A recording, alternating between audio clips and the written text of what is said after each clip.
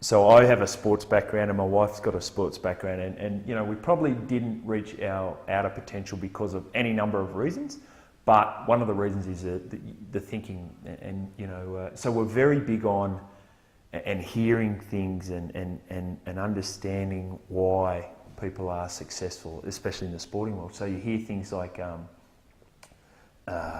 kids will say, well, I wanted to be the number one in the world, and Dad said I could be, and you just think, what a reinforcement, you know, you just, all the time, instead of people saying, don't, you know, or don't, or no, or you can't.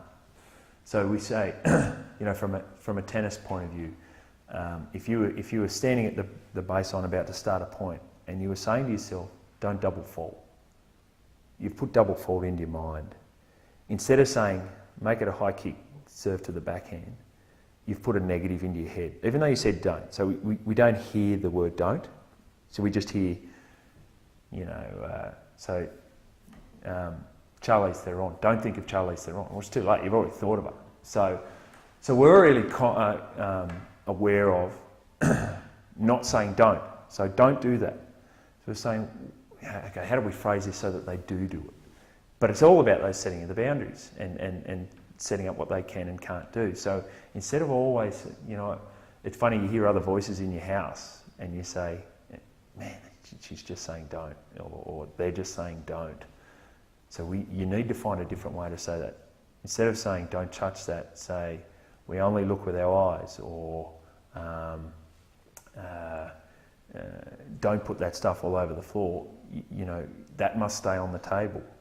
It's just a little thing that we have, which we think's really been impactful throughout our life from our sporting point of view, that I think just flows over into everything. That we've started doing. We've done it from day one with our boys, and we'll continue to do it. You know, finding a different way to say no, which again can be very challenging. Okay.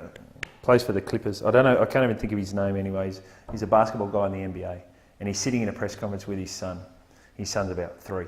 And his son's, you know, starting to get a bit agitated. Dad must have been there doing this. And he just said, so he's starting to create a little bit of a problem. And his dad just said, be still. And he was still, and we thought, that's it. He didn't say, don't move. He said, be still.